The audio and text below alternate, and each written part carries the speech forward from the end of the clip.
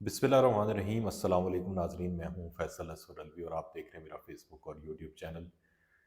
Adiala jail की बात करेंगे और अडयाला जेल में जो तीन इंतहाई अहम सियासी कैदी हैं उनके हवाले से मेरे ज़ाती ज़राए ने जो है बड़ी अहम ख़बरें दी हैं। और उन ख़बरों में सबसे पहले इमरान ख़ान साहब की बात करेंगे। इमरान ख़ान साहब जो हैं उन्हें एक बी क्लास की जेल में मुंतकिल तो कर दिया गया था।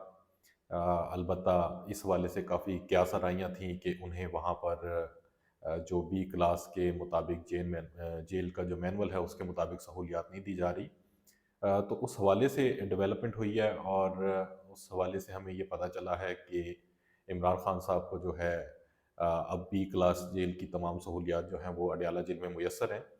और वहाँ पर उन्हें खानसामा यानी बावर्ची और मशक्क़ती और उसके अलावा 2-3 कमरों पर मुश्तमिल जो है एक सेल मिला हुआ है। और उसमें उनकी जो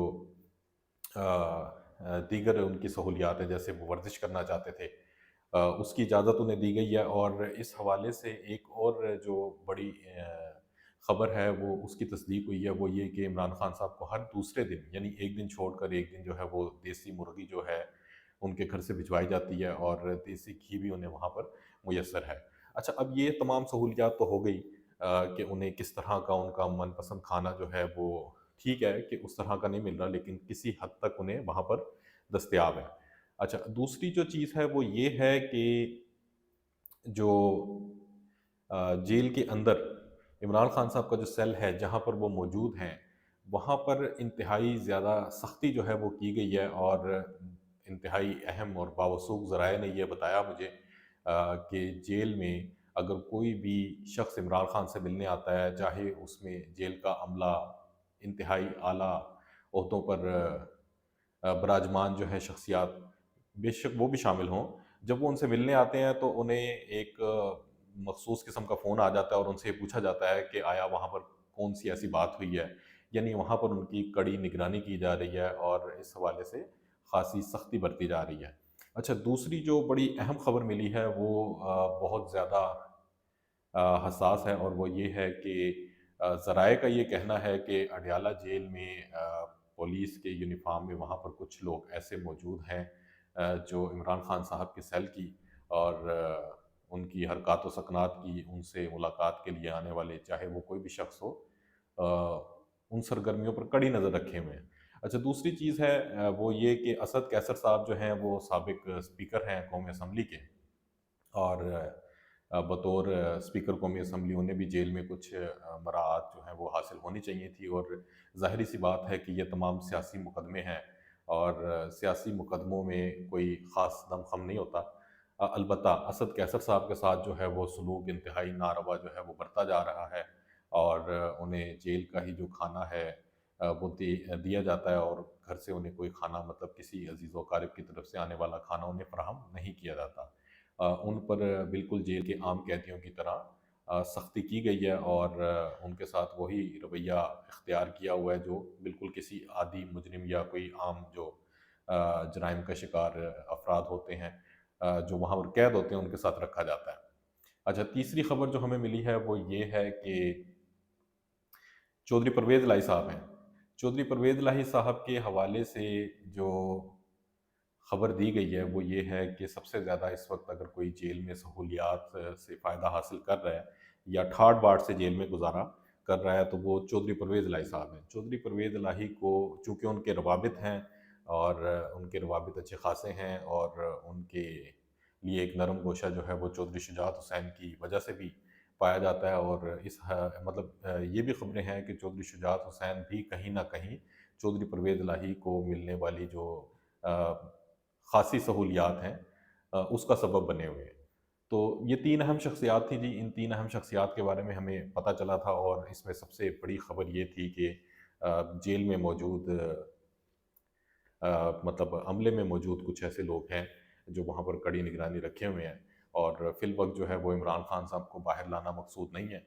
और वो एक गैर मुअय्यना मुद्दत यानी एक लंबे अरसे के लिए कैद में हैं। और मेरा ये ख़्याल है, मेरे ज़राए ये बताते हैं कि जो 2024 में होने वाला इलेक्शन है 8 फरवरी को, वो भी इसी तरह गुज़र जाएगा اور من پسند نتائج حاصل کرنے کے بعد ہی شاید عمران خان صاحب کے حوالے سے کوئی پیش رفت ممکن ہو سکے۔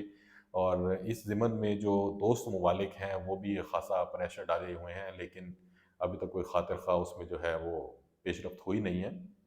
البتہ عام انتخابات کے بعد جو حکومت بنتی ہے اور جو ڈیولپمنٹ ہوتی ہے اس حوالے سے عمران خان صاحب شاہد جو ہے ان کے ساتھ نرمی برتی جائے۔ بہرحال یہ آنے والے دنوں میں پتہ چل جائے گا، کیونکہ نومبر کا مہینہ ہے اور بڑی تیزی سے وقت گزر رہا ہے، اور گزرتے وقت کے ساتھ ساتھ جو ہے وہ سیاسی صورتحال مزید واضح ہوتی جا رہی ہے۔ تحریک انصاف کی مقبولیت کو جہاں کم کرنے کی کوشش ہو رہی تھی دن بدن بڑھ رہی ہے، اور یہ ان تمام حلقوں کے لیے اور ان تمام سیاسی جماعتوں کے لیے پریشانی کا باعث ہے جو پی ٹی آئی کو دیوار سے لگانا چاہتے تھے اور عمران خان کا جو ہے اثر و رسوخ پاکستانی یوتھ میں سے ختم کرنا چاہتے تھے۔ بہرحال اب دیکھنا یہ ہے کہ آنے والے دنوں میں اونٹ کس کروٹ بیٹھتا ہے۔ ابھی کچھ لوگ مزید بھی جو ہے وہ جیل جائیں گے۔ اور ہاں، ایک اور اہم خبر جو ہے وہ میں آپ کو یہاں پر بتا دوں کہ جو فواد چودھری صاحب ہیں، اگرچہ وہ استحکام پاکستان پارٹی کا حصہ بن چکے ہیں، لیکن ان کے حوالے سے اطلاعات تھیں کہ وہ تھوڑے ریلکٹنٹ ہیں، اور اسی وجہ سے وہ استحکام پاکستان پارٹی جو ہے وہ اس کی سرگرمیوں میں بڑھ چڑھ کر حصہ نہیں لے رہی، یعنی کہ وہ تذبذب کا شکار ہے۔ اور ان کے اس تذبذب کو توڑنے کے لیے اور ان کو ایک واضح اعلان یا حکمت عملی اپنانے پر مجبور کرنے کے لیے جو کچھ ہو رہا ہے ان کے ساتھ، وہ اسی سلسلے کی ایک کڑی ہے۔ اور فواد چودھری صاحب جو ہیں ان پر بھی ایک مطلب ایک ایسی ایف آئی آر کاٹی گئی ہے جس میں ان پر الزام عائد کیا گیا کہ انہوں نے رشوت لی تھی، اور وہ بڑی مطلب معمولی چیزوں کی چوری میں بھی ملوث ہیں، مطلب انتہائی گھٹیا قسم کے ان پر الزامات ہیں۔ وہ بھی اس وقت جو ہے جوڈیشل ریمانڈ پر موجود ہیں جیل میں، اور کل کورٹ میں ہم بھی موجود تھے، وہاں ان کی اہلیہ جو ہیں ہبا فواد اور ان کے بھائی ان کے کیس کی پیروی کے لیے ڈسٹرکٹ جوڈیشل کمپلیکس میں موجود تھے۔ ان کا بھی یہی کہنا تھا کہ مطلب بڑے سطحی قسم کے اوچھے ہتھ کنڈے جو ہیں وہ اپنائے جا رہے ہیں۔ اگرچہ فواد چودھری جو ہیں تحریک انصاف چھوڑ چکے ہیں، لیکن انسانی بنیادی حقوق کو مد نظر رکھتے ہوئے ان کے حق میں بھی اسی طرح آواز اٹھانی چاہیے۔ مطلب اگر آپ نے کوئی مقدمہ قائم کرنا ہے یا آپ نے کوئی ایسا بیانیہ بنانا ہے تو اس کی کوئی بنیاد تو مضبوط ہونی چاہیے۔ اس طرح تو نہیں ہے کہ آپ کسی کو بھی دن دہاڑے اٹھائیں، اس پر الزامات عائد کریں اور اسے اٹھا کر جیل میں ڈال دیں، مقدمہ چلتا رہے، اور جب وہ پریس کانفرنس کرے مطلوبہ نتائج مل جائیں تو اسے رہا کر دیا جائے۔ شیخ رشید صاحب کی مثال لے لیں، شیخ رشید صاحب چلہ کاٹ کر آئے ہیں تو ان کی لال حویلی جو ہے وہ بھی ڈی سیل ہو گئی ہے، اور آہستہ آہستہ ان کو ضمانتیں بھی مل رہی ہیں۔